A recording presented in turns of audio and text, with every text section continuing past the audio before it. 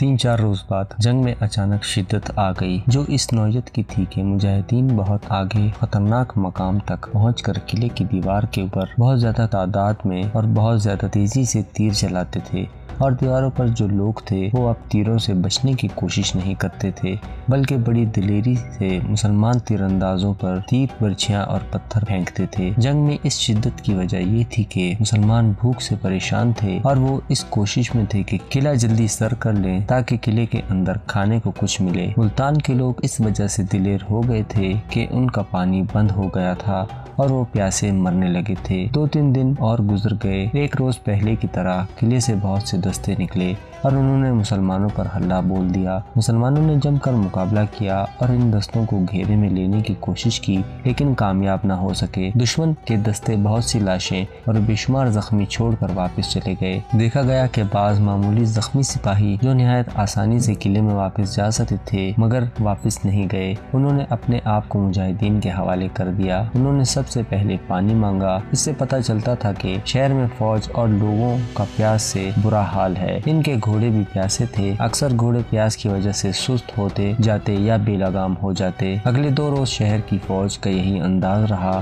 کہ باہر آ کر چند ایک دستے مسلمانوں پر حملہ کرتے اور واپس چلے جاتے تھے، اور ان کے جو آدمی پیچھے رہ جاتے وہ پانی کے سوا کچھ نہیں مانگتے تھے۔ انہوں نے بتایا کہ شہر میں پانی نہیں مل رہا، کنویں نہ ہونے کے برابر ہیں، جو تھے وہاں سے ہر کوئی پانی نہیں لے سکتا تھا، یہ پانی کافی بھی نہیں ہو سکتا تھا۔ فوج کو اس طرح پانی دیا جا رہا تھا جیسے دوائی دی جاتی ہو۔ فوج کے گھوڑوں کو پانی پلانا ضروری تھا، انہیں بھی پانی نہیں مل رہا تھا۔ شہر میں مختلف جگہوں پر کنوؤں کی کھدائی شروع ہو گئی تھی، لیکن پانی نے 1-2 دن میں تو نکلنا نہیں تھا۔ محمد بن قاسم کے لیے اپنی فوج کی خوراک کا مسئلہ بنا ہوا تھا۔ تیز رفتار قاصدوں کو برہمن آباد اور ارواڑ بھیج دیا گیا تھا کہ رسد بہت جلدی روانہ کر دی جائے۔ اب دیکھنا یہ تھا کہ مسلمان بھوک سے بے حال ہوتے ہیں یا محصور فوج پیاس سے بے حال ہو کر ہتھیار ڈالتی ہے۔ ملتانیوں کے لیے نجات کا یہی ایک راستہ تھا کہ اس شرط پر قلعے کے دروازے کھول دیں کہ مسلمان پانی کی نالیاں کھول دیں۔ اس سے اگلے روز ملتان کی فوج پھر باہر نکلی اور مسلمانوں پر حملہ آور ہو گئی۔ محمد بن قاسم نے اس فوج کی یہ کمزوری بھانپ لی کہ سپاہی پیاسے ہیں۔ اس نے حکم دیا کہ اب جارحانہ انداز اختیار کیا جائے اور دشمن پر دائیں بائیں سے شدید حملے کیے جائیں۔ اس حکم کی تعمیل جوش و خروش سے کی گئی، حالانکہ مجاہدین پوری خوراک نہ ملنے کی وجہ سے نڈال ہوتے جا رہے تھے۔ جذبہ تو اپنی جگہ قائم تھا، لیکن مجاہدین نے یہ بھی سوچ لیا تھا کہ وہ قلعہ سر کریں گے تو پیٹ بھر کر کھانا ملے گا۔ بہرحال وہ خوش قسمت تھے کہ انہیں پانی مل رہا تھا۔ وہ اپنے گھوڑوں کو بھوکا نہیں رکھ رہے تھے، انہیں چرنے چگنے کے لیے چھوڑ دیتے تھے، اور عورتیں ان کے لیے گھاس کاٹ لاتی اور درختوں کے پتے بھی توڑ لاتی تھی۔ اس روز کے معرکے میں قلعے کی فوج کا ایک حاکم زخمی ہو گیا۔ اس کی فوج قلعے میں واپس چلی گئی اور وہ زخموں کی وجہ سے پیچھے رہ گیا۔ مسلمانوں کے لیے وہ ایک قیمتی قیدی تھا، وہ اسے پیچھے لے آئے۔ اس سے معلومات حاصل کرنا شعبان کا کام تھا۔ اس کی مرہم پٹی ہو گئی تو شعبان اس کے پاس جا بیٹھا اور اس سے پوچھا کہ اس کی فوج کی نفری کتنی رہ گئی ہے اور وہ کس حالت میں ہے اور کتنے دن اور قلعے کا دفاع کر سکتی ہے۔ میرے عربی دوست، اس ہندو حاکم نے کہا، میں سپاہی ہوتا تو تمہیں قلعے کے اندر کے حالات اور اپنی فوج کی حالت بتا دیتا۔ میں فوج کے حاکموں میں سے ہوں اور میں برہمن ہوں۔ تم شاید نہیں جانتے کہ برہمن ہندوؤں کی سب سے اونچی ذات ہے اور مندروں کے پنڈت صرف برہمن ہی ہوتے ہیں۔ ملک اور مذہب کا جتنا پاس برہمنوں کو ہوتا ہے اتنا اور کسی ذات کو نہیں ہو سکتا۔ مجھ سے یہ امید نہ رکھو کہ میں اپنی فوج، اپنے مذہب اور اپنے ملک کے ساتھ یہ غداری کروں گا کہ تمہیں اپنے راز اور اپنی کمزوریاں بتا دوں گا۔ تم نہیں بتاؤ گے تو تمہارا کوئی اور آدمی بتا دے گا۔ شعبان نے کہا، پھر تم ہم سے ہمدردی اور اچھے سلوک کی توقع نہ رکھنا، میں تمہیں بخشوں گا نہیں۔ اس قلعے کی خاطر ہماری بہت سی جانیں ضائع ہوئی ہیں اور اس قلعے کی خاطر میں اپنی جان دینے کے لیے تیار ہوں۔ ہندو حاکم نے کہا، تم مجھے جو سزا دینا چاہتے ہو میں ہر طرح کی اذیت برداشت کر لوں گا اور خوشی سے جان دے دوں گا، لیکن تم نے ابھی میری پوری بات نہیں سنی۔ میں پہلے ہی ایک اذیت میں مبتلا ہوں، مجھے ذرا سوچنے دو۔ مجھے بتاؤ، شعبان نے کہا، میں تمہاری سوچنے میں مدد کروں گا۔ قلعے کے اندر لوگ پیاس سے مر رہے ہیں۔ ہندو حاکم نے کہا، ابھی اتنی زیادہ موتیں نہیں ہوئی، اگر ان لوگوں کو 3 دن اور پانی نہ ملا تو وہ مرنے لگیں گے۔ کنویں بہت تھوڑے ہیں، ان کا پانی فوج کو اور گھوڑوں کو پلایا جاتا ہے، فوجیوں کو بہت تھوڑا پانی مل رہا ہے، حاکموں کے گھروں میں پورا پانی جاتا ہے۔ میں بھی پیاسا نہیں رہا، لیکن جب میں نے پیاس سے مرے ہوئے 2 بچوں کو دیکھا تو مجھے ایسا محسوس ہوا जैसे मैंने इन्हें प्यास से मारा है। मुझे मालूम हुआ है कि शहर में कुएं खोदे जा रहे हैं, शाबान ने कहा। इन कुओं से पानी निकलने तक कई लोग प्यास से मर चुके होंगे। हिंदू फौजी हाकिम ने कहा, मैं इन्हें बचाना चाहता हूँ। मैं अपने आप को बहुत बड़ा गुनाहगार समझ रहा हूँ कि मैं पानी पीता रहा हूँ और लोगों के बच्चे प्यास से मर रहे हैं। माओं को पानी नहीं मिल रहा तो बच्चों को दूध कहाँ से पिलाएंगी? उनकी छातियाँ खुश्क हो जाएंगी। फिर तुम्हारी फौज हथियार क्यों नहीं डाल देती? शाबान ने पूछा। फौज हथियार नहीं डालेगी, हिंदू हाकिम ने कहा, और मैं तुम्हें एक बात बता देता हूँ। गुज़िश्ता रात राजा कोरसिया किले से भाग गया है और वो अपने खानदान को साथ ले गया है। वो किस तरफ निकला है पहले देख लिया गया था, हाकिम ने जवाब दिया। उस तरफ तुम्हारा कोई आदमी नहीं था। राजा कोरसिया ही तो किले का हाकिम था। बिजरा कहाँ है? शाबान ने पूछा। वो तो किले में ही होगा, फौज को उसी ने अपने काबू में रखा हुआ है, हिंदू हाकिम ने कहा। लेकिन वो तुम्हें नहीं मिलेगा। तुम किले में दाखिल होगे तो वो किले से निकल जाएगा। तुम मेरी बात सुनो, मैं जानता हूँ तुम शहर के लिए पानी नहीं खोलोगे। तुम जाओ और किले के दरवाजे खोल दो, शाबान ने कहा। मैं शहर के लिए पानी खुलवा दूंगा। मैं किले के दरवाजे नहीं खुलवा सकता, हाकिम ने कहा। किले में दाखिल होने का रास्ता बता दूंगा, और ये भी मैं इसलिए बताऊंगा कि मेरी कौम के बच्चे प्यास से न मर जाएं। तुम किले में दाखिल होने से पहले पानी खुलवा देना, ऐसा ही होगा, शाबान ने कहा। ये एक तारीखी वाकया है कि मुसलमानों को किले की दीवार की एक जगह बताई गई जहाँ दीवार कमजोर थी। अंदर की तरफ दीवार में दरार पड़ गई थी। ये दीवार इस तरफ थी जिस तरफ दरिया था। मोहम्मद बिन कासिम को इत्तला दी गई। उसने बड़ी मंजनिके उस तरफ ले जाकर दीवार पर संगबारी का हुक्म दिया। इन मंजनिकों में उर्स भी थी, जो सबसे बड़े और बहुत वजनी पत्थर फेंकने वाली मंजनिक थी। इन तमाम मंजनिकों से दीवार के कमजोर मकाम पर पत्थर फेंके जाने लगे और दीवार टूटने लगी। संगबारी जारी रही और दीवार में बहुत बड़ा शगाफ हो गया, लेकिन ये शगाफ जमीन से इतना ऊंचा था कि घोड़े इस बुलंदी तक नहीं पहुंच सकते थे। मंजनिकों को इस पोजीशन में और ऐसे फासले पर रखा गया कि पत्थर शगाफ के नीचे लगे। थोड़ी ही देर बाद शगाफ नीचे से दीवार तोड़ने लगा और शगाफ नीचे को लंबा होने लगा। शाबान के मशवरे पर मोहम्मद बिन कासिम ने हुक्म दिया कि शहर का पानी खोल दिया जाए।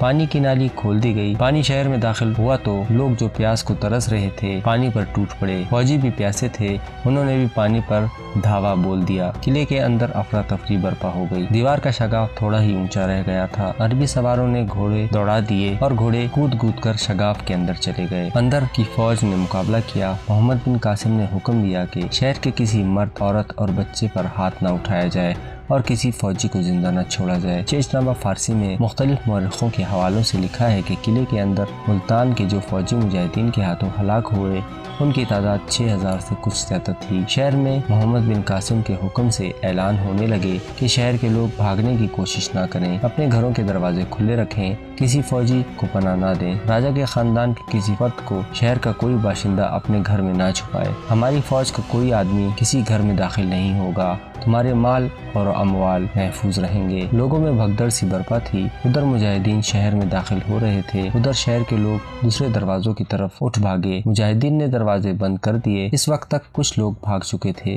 भाग जाने वालों में बिजरा और उसका खानदान भी था। शहर के लोगों को किला सर होने की खुशी इस वजह से हुई कि इन्हें पानी मिल गया। लोग इन हौजों पर टूट पड़े जिनमें पानी का जखीरा जमा हो रहा था। पानी की खातिर लोगों ने अपने घरों की भी परवाह न की। इन्हें तवक्को तो ये थी कि फातेह फौज घरों में लूट मार करेगी, लेकिन ऐलान होने लगे कि फातेह फौज कोई ऐसी हरकत नहीं करेगी। लोगों ने देखा कि उनके घरों और उनकी जवान लड़कियां महफूज हैं। कोई मुसलमान फौजी उनके खुले हुए दरवाजों की तरफ नहीं देख रहा। लोग हैरतज़दा थे कि वो बिल्कुल महफूज हैं। मोहम्मद बिन कासिम ने शहर के हिंदू हाकिमों को बुलाया और इनसे कहा कि शहर के चंद एक सरकर्दा अफराद को बुलाएं। कुछ देर बाद शहर के 8-10 मुअज़्ज़िज़ अफराद आ गए। उनके चेहरों पर खौफजदगी का तासुर था। मोहम्मद बिन कासिम ने इन्हें एहतराम से बिठाया। तुम्हारे शहर में जो इनकलाब आया है वो तुमने देख लिया है, मोहम्मद बिन कासिम ने कहा।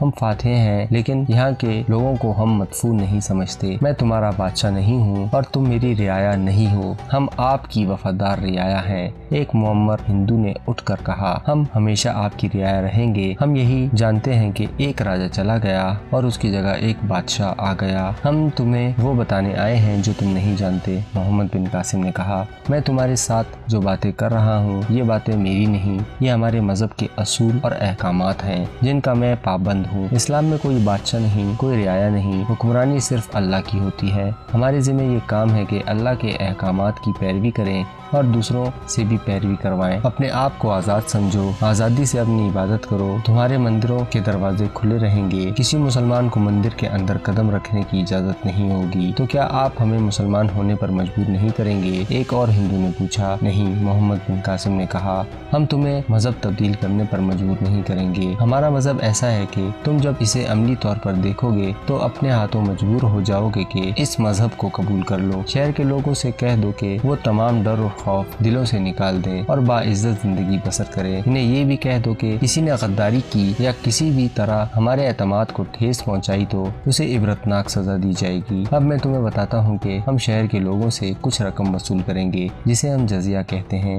یہ رقم اتنی تھوڑی ہوگی کہ ایک غریب آدمی بھی ادا کر سکے گا۔ جب ہم جزیہ وصول کر لیں گے تو ہم پر فرض ہو جائے گا کہ ہم تمہاری تمام ضروریات پوری کریں اور تمہارے وہ حقوق پورے کریں جو ہمارے مذہب میں ہر انسان کو دیے گئے ہیں۔ آپ جزیہ مقرر کریں۔ ایک سرکردہ ہندو نے کہا، ہم بہت جلد یہ رقم آپ کے حوالے کر دیں گے۔ یہ رقم میرا وہ حاکم موصول کرے گا جسے میں اس کام کے لیے مقرر کروں گا۔ محمد بن قاسم نے کہا، میں اس شہر کے ان لوگوں سے جو امیر کبیر ہیں اور زیادہ رقم دے سکتے ہیں جزیے کے علاوہ مزید رقم لینا چاہتا ہوں۔ یہ رقم اس لیے لی جائے گی کہ میری فوج کو بہت زیادہ تکلیف اٹھانی پڑی ہے اور زخمیوں کی تعداد بہت زیادہ ہے۔